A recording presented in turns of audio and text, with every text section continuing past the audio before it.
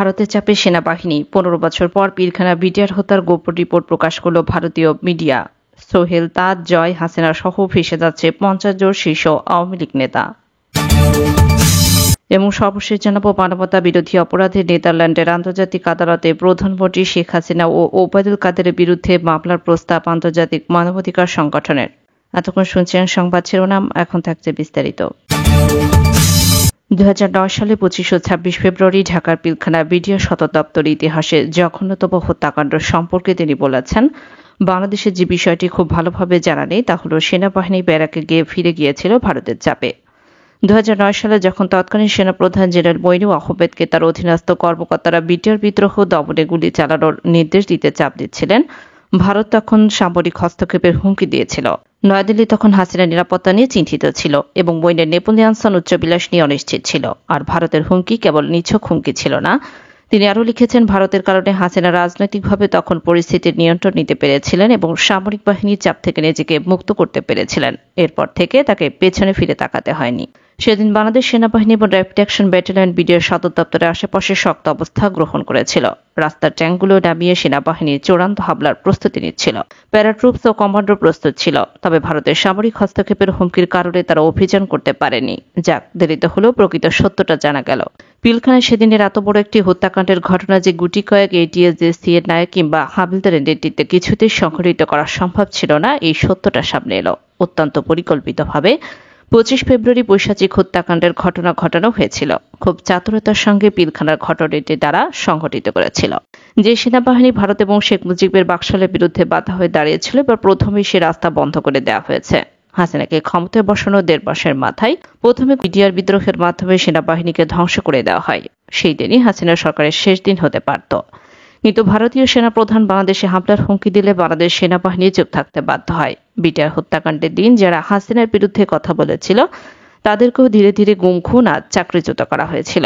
এরপর আর সেনাবাহিনী উঠে দাঁড়াতে পারেনি। এখন যে সেনাবাহিনী আছে তারা শুধু রাস্তার কন্ট্রাক্টর আর ভোটচোরদের পাহারাদার। বিডিআর হত্যাকাণ্ডের পর বিক্ষিপ্ত সীমাদের সামাল দিতে ঢাকা ক্যান্টনমেন্টে যান শেখ হাসিনা। একজন ক্ষুব্ধ সেনা কর্মকর্তা শেখ হাসিনাকে বলেন, কয়েকজনের জবানবন্দি, সিপাহী সেলিম রাজা, বয়স 28, নম্বর 63,907।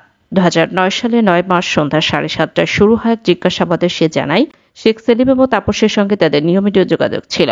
তখন তাপস বলেছিল, সেনা কর্মকর্তাদের মেরে ফেললে কোনো সমস্যা নেই। 44 রাইফেল ব্যাটালিয়নের ডিএডি নাসিরুদ্দিন যান শেখ সেলিম এবং তাপসের কাছে গিয়েছিলাম, তারা বলেছে আমরা জিম্মি করে যাই করি, আমাদের মাফ করে দেবে। সিপাহী জিয়াউল হক, নম্বর 71,318। জিয়াউল জানায় সে এবং তাদের একজন ডিএডি সহ কমপক্ষে 10 জন সিপাহীর সঙ্গে হাসানুল হক নিয়মিত যোগাযোগ ছিল। ইনু তাদেরকে প্রয়োজনে বিদেশে পাঠিয়ে দেওয়ার আশ্বাস দেয়। জিয়াউল জানায় তারা একাধিকবার শেখ সেলিম এবং তাপসের মুখে শুনেছেন অপারেশন ভালো হলেই সচিবাজের জয় খুশি হবে। প্রধানমন্ত্রী শেখ হাসিনা পেয়েছিলেন 1 ঘন্টা 4 মিনিট। যথেষ্ট সময় পেয়েও তারা কোনো ব্যবস্থা গ্রহণ করল না। শেখ হাসিনা বিডিআর বার্ষিক নৈশভোজে অংশ নিতে অসম্মতি জানিয়েছিলেন কেন? 2009 সালে 1 মার্চ সংসদে প্রধানমন্ত্রী জানিয়েছিলেন 25 ফেব্রুয়ারি খুব সকালে তিনি একটি গোয়েন্দা রিপোর্ট পেয়েছিলেন। কি ছিল সেই রিপোর্টে? জেনারেল শাকিলের সাথে শেখ হাসিনার সর্বশেষ কোথায় কি হয়েছিল? প্রধানমন্ত্রীর সামরিক উপদেষ্টা মেজর জেনারেল তারেক সিদ্দিকীর ভূমিকায় বা সেদিন কি ছিল? সেদিন বিশেষ ব্যবস্থাপনায় বিমান চলাচলের শিডিউল পাল্টে ফেলা হয়েছিল কেন? বিডিআর ডিজির দিকে প্রথমে অস্ত্র ত্যাগ করেছিল সিপাহী মঈন। এখনো তার খোঁজ পাওয়া যায়নি কেন? সচিবাজের জয় 27 ফেব্রুয়ারি দুবাই গিয়ে পিলখানা ঘটনায় জড়িত কিছু ব্যক্তির সাথে দেখা করেছিলেন কেন? জয় সেই সময়কার পাসপোর্ট তদন্তকারীদের দেখতে দেওয়া হয়নি কেন?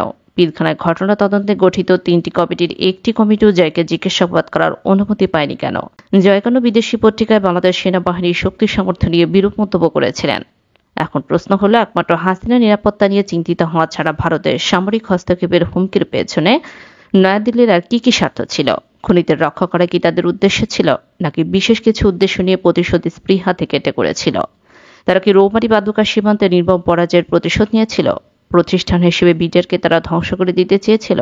বিডিআর সদর দপ্তরে সেই পৈশাচিক ঘটনা শুধু বাংলাদেশের মানুষের বিবেককেই নাড়া দেয়নি, বিশ্ববাসীর বিবেককেও প্রচণ্ডভাবে নাড়া দিয়েছিল।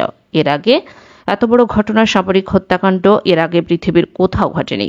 সেদিনের সেই ঘটনা শুধু হত্যাকাণ্ডে সীমাবদ্ধ ছিল না, হত্যাকাণ্ডের পর কর্মকর্তাদের মৃতদেহকে চরম অপমানিত করা হয়েছিল, বিকৃত করা হয়েছিল তাদের মৃতদেহ। সেনা কর্মকর্তাদের মৃতদেহের সঙ্গে যে অসমান ও পৈশাচিকতা দেখানো হয়েছিল, দেশের কোনো সাধারণ জওয়ানের পক্ষে এই ধরনের কাজ করা সম্ভব ছিল না। স্বাধীনতার পর থেকে এই দেশকে অস্থিতিশীল করতে দিল্লির ষড়যন্ত্রকারীরা যে ধারাবাহিক অশুভ পরিকল্পনা করে আসছে, 25 ফেব্রুয়ারি পিলখানা হত্যাকাণ্ড সেই পরিকল্পনার একটি অংশ মাত্র।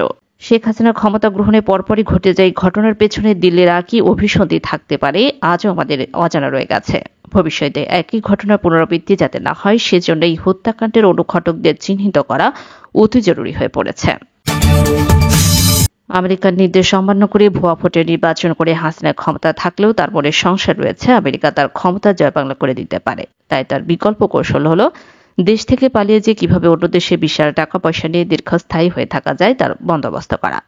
হাসিনা নিজে একা পালিয়ে যাবে না, সে তার ছেলে মেয়েদেরকে নিয়ে পালিয়ে যেতে চায়। এটা নিয়ে হাসিনা কি কি অপকৌশল নিয়েছে আসেন সেটা আমরা দেখি। পিনাকি ভট্টাচার্য বলেন, হাসিনা ডামি নির্বাচন করে 5 বছর ক্ষমতা থাকতে চেয়েছিল, কিন্তু তার ভাগ্য আসলেই খারাপ। কারণ হচ্ছে আমেরিকা গণতন্ত্র, নির্বাচন, মানবাধিকার বিষয়ে এতটা শক্ত অবস্থায় নেবে হাসিনা সেটা আগে আন্দাজ করতে পারেনি। সুতরাং এখন হাসিনা বুঝতে পারছে তার দিন সম্ভবত শীঘ্রই জয় বাংলা হয়ে যাবে। হাসিনার আমলে দেশের বিভিন্ন ব্যাংক এবং আর্থিক প্রতিষ্ঠানে চুপুর মতো চোরদের এবং বাংলাদেশ ব্যাংকের রাখাল বালক বলে পরিচয় আতিউর রহমানের মতো এক অর্থ সন্ত্রাসকে বানিয়েছে, যাতে করে বিভিন্ন ব্যাংকের সাধারণ মানুষের জমা করা হাজার হাজার কোটি টাকা সে পাচার করতে পারে এবং করছেও। বাংলাদেশ ব্যাংকের রক্ষিত বৈদেশিক মুদ্রা রিজার্ভের একটি বড় অংশ অভিনব ডাকাতের মাধ্যমে বিদেশে সরিয়ে নেওয়ার চেষ্টা করছে। পিনাকি আরো বলেন, বিশেষ বিবেচনায় সালমান এফ রহমানকে 2200 কোটি টাকা ঋণ দিয়েছে, মূলত এই টাকা হাসিনার পকেটেই যাবে। হাসিনার অর্থ পাচারের একজন শীর্ষ এজেন্ট হচ্ছে এস আলম। এস আলমের মালিকানাধীন একাধিক আর্থিক প্রতিষ্ঠান থেকে কিছুদিন আগে কয়েক হাজার কোটি টাকা লুট করে নিয়েছে। বিদেশে টাকা রাখা নিয়ে শেখ হাসিনার পরিবার এবং আওয়ামী লীগ পাচারকারী সম্প্রতি বড় ধরনের সমস্যায় পড়েছে। পিনাকি ভট্টাচার্য বলেন, কয়েক মাস আগে আমরা বিভিন্ন সংবাদ মাধ্যমে জানান আমেরিকা থেকে বিরাট পরিমাণ রেমিটেন্স বাংলাদেশে আসছে, আর সুইজারল্যান্ডের ব্যাংকে বাংলাদেশিদের রাখা অর্থের পরিমাণ বিপুলভাবে হ্রাস পেয়েছে। তারা পশ্চিমা দেশগুলোতে টাকা রাখার নির্ভরযোগ্য স্থান মনে করছে না, কারণ তারা জানে ওই টাকা জয়বাংলা হয়ে যাবেই, আমেরিকা ওই টাকা আটকে দেবে। তাই ওইসব দেশ থেকে অন্যতর টাকা পয়সা সরিয়ে ফেলছে। সম্প্রতি সিঙ্গাপুর আর দুবাইতে পাচার বিরোধী অভিযানের কারণে এই সমস্ত টাকা পাচারকারীদের চান্দি গরম হয়ে গেছে। পিনাকি আরো বলেন, আমরা গোয়েন্দা সূত্রে খোঁজ পেয়েছি পশ্চিমা বিশ্বের বিভিন্ন দেশে বাণিজ্যিক ব্যাংক কিংবা ইনভেস্টমেন্ট ব্যাংকে রাখা আছে যে সমস্ত বাংলাদেশ থেকে লুট করা টাকা, সেই টাকা অলরেডি আমেরিকা আটকে দিয়েছে এবং এইসব অ্যাকাউন্টের মালিকদের সাথে ব্যাংকগুলো যোগাযোগ বন্ধ করে দিয়েছে। হাসিনা তার বাহিনীরা হংকং, কাতার, বেলারুশে তাদের পাচার করা অর্থ স্থানান্তর করছে। হাসিনার সামনে আরেকটি বড় সমস্যা হলো তার ছেলে জয় ও মেয়ে পুতুল তাদের বিদেশে কিভাবে নিরাপদে সেটেল করবে। এই মুহূর্তে ভারতীয় সংবাদ মাধ্যম প্রকাশ পেয়েছে এস আলমের কাছ থেকে ডিজিটাল টাকা জয় 15,000 কোটি টাকার ঘুষ নিয়েছিল। সজীবাদের জয় এরকম অপকর্ম শুধু একটি নয়, গত 15 বছর ধরে ডাকাতি করে যাচ্ছে। পিনাকি বলেন, তার এসব কর্মকাণ্ডের তথ্য আমেরিকার আইন প্রয়োগকারী সংস্থাদের কাছে নেই, কথাটা ভাবার কোনো কারণ নেই। বাংলাদেশ থেকে টাকা পাচার করার কারণেই হাসিনা ধরা খাবে।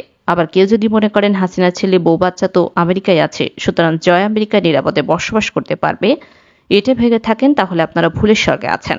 আমেরিকা আইনের দেশ, পশ্চিম আইনের দেশ। 1973 সালে আমেরিকার অ্যাটর্নি জেনারেল ওই সময় যে ভাইস প্রেসিডেন্ট ছিল তার বিরুদ্ধে দুর্নীতি এবং ট্যাক্স ফাঁকি তদন্ত শুরু করেন, যার ফলে আদালত ভাইস প্রেসিডেন্টকে 3 বছরের সাজা ও $10,000 জরিমানা করা হয় এবং একই সঙ্গে তাকে ভাইস প্রেসিডেন্টের পদ ত্যাগ করতে হয়। যেই দেশ তার ভাইস প্রেসিডেন্টকে ছাড় দেয় না, সে কি ফ্যাসিস্ট হাসিনা কুপুত্রকে ছেড়ে কথা বলবে? পিনাকি ভট্টাচার্য বলেন, কাঠারানি, শেখ হাসিনা এবং ওবায়দুল কাদেরের কফিনের শেষ পরিপতার কাজ চলছে। আন্তর্জাতিক অপরাধ বিশেষজ্ঞ টবি ব্যাডম্যান টুইটে জানিয়েছেন, এই মাসের শেষে নেদারল্যান্ডের আন্তর্জাতিক আদালতে ইন্টারন্যাশনাল ক্রিমিনাল কোডে হাসিনা তার সহযোগীদের বিরুদ্ধে মানবতার বিরুদ্ধে অপরাধের মামলা করতে যাচ্ছে। পিনাকি বলেন, এখন প্রশ্ন করতে পারেন, বাংলাদেশে অপরাধ কি বিদেশি আদালতে বিচার করা যায়? হ্যাঁ যায়, যদি সেই দেশ আন্তর্জাতিক অপরাধ আদালতে যে ঘোষণাপত্র তাতে স্বাক্ষর করে, এরপর তাদের নিজেদের দেশে সেই অনুযায়ী আইন পাশ করে। আন্তর্জাতিক অপরাধ আদালতের এই ঘোষণাপত্রকে বলে রোম স্ট্যাটিউট, মানে রোমে যে লেখা হয়েছে। বাংলাদেশ এই ঘোষণাপত্রে সাইন করেছে আর বাংলাদেশের আইন হিসেবে গ্রহণ করেছেন 2010 সালের 23 মার্চ। এই আইন পাশ করে জামায়াতের বিচার করতে চেয়েছিল হাসিনা, কিন্তু পরে তা সম্ভব হয়নি, কারণ রোম স্ট্যাটিউট ঘোষণাপত্রে লেখা হয়েছিল 2002 সালে, তাই তার আগের অপরাধের বিচার এই আদালতে হয় না।